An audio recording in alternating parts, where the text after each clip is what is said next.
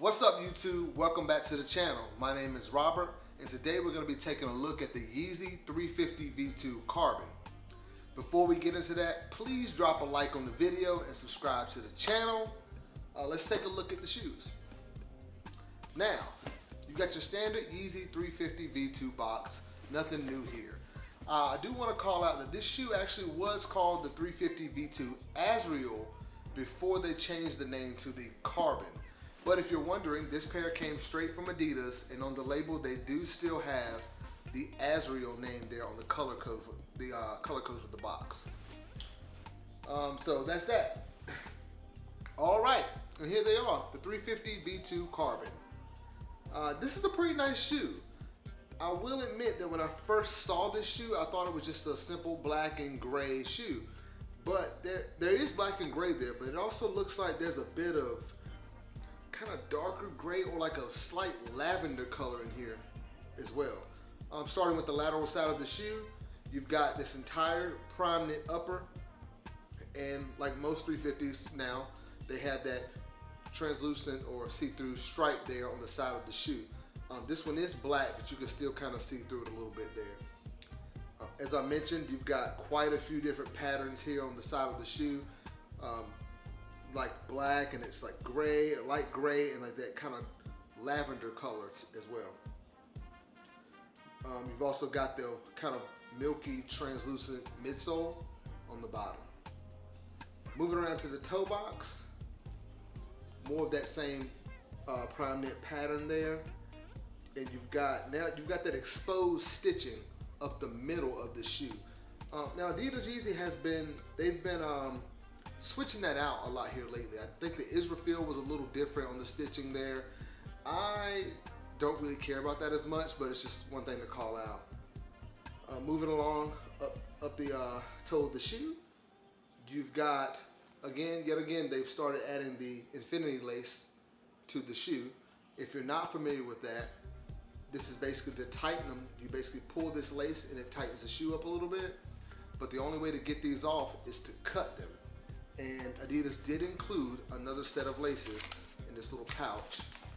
And these are just your standard Yeezy shoelaces in black. I personally don't really care for the infinity lace, but I'm also, I don't want to cut them because I just feel like that's kind of, waste of money. You just bought a brand new shoe and you have to kind of cut it. I don't really want to do that. So I'll probably just more than likely leave them up here. Moving around to the medial side of the shoe, more of the same. That prime knit upper, obviously the entire shoe is prime knit, but this has quite a few different designs on the medial side of the shoe. You've got some stripes here on the side there in that black and kind of grayish lavender color that I mentioned, which is pretty nice. I actually do like that color on the shoe, because I didn't realize it was, lavender. I just thought it was all gray and black shoe. Moving around to the heel. Nothing fancy here, but they stopped putting the pull tab on a lot of the Yeezys now. I don't know why. I'm assuming they'll bring it back, but they kind of just pick and choose which models to add the pull tab on, which I'm okay with because I feel like some models don't look as good with the pull tab. Some do, some don't, so I'm okay with that. But that black stripe does run around the heel of the shoe into the lateral side a little bit there. Let's see, moving around to the sole of the shoe. Standard Yeezy sole. This one is kind of like a very, very light, I wouldn't call it gum. It's just kind of like a yellowish kind of translucent bottom on it. If you have the very first Yeezy 350 V2 Zebras, it looks pretty much just like that, where the outside was kind of white there. Well, this one's kind of a little more yellow, but the bottom is pretty similar to the Zebra. And you've got your Boost obviously poking out there, and Boost written on the actual very bottom of the sole there. Taking a look at the insole, you've got a black insole with Adidas Yeezy written on the actual insole in that kind of lavenderish gray looking color. And that'll be about it. But just one more thing, I guess. The inside heel there, you've got your black 3M reflective stripes there, and there's some padding there around the ankle area for support. And that is about it. Let's go ahead and take a look at these things on feet.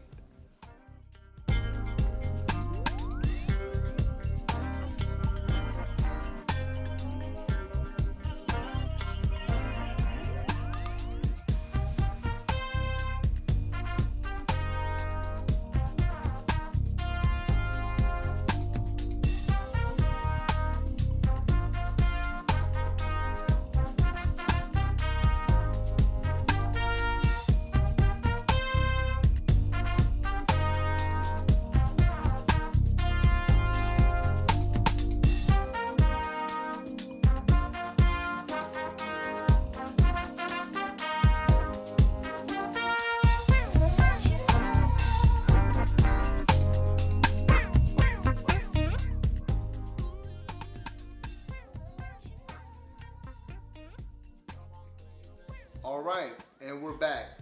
Just want to give my final thoughts on the shoe. The Yeezy 350 V2 Carbon, in my opinion, is one of the better colorways for the 350 V2 model. I wasn't a fan at first when I saw the darker upper with the kind of white or lighter midsole there. I didn't like that, but now seeing it in hand, I really like the contrast there. And also, I like that lavender color in the shoe. I don't think we've really seen that on a Yeezy that I remember, but I do like that. In my opinion though, this shoe is probably, it is the second best 350 V2 to drop this year. The first being the Zion. That colorway was nice. So I really like those. As far as the sizing, if you have any 350 V2s, go with your whatever size you pick those up in. I would say standard for Yeezy, for me at least, is to go a half size up.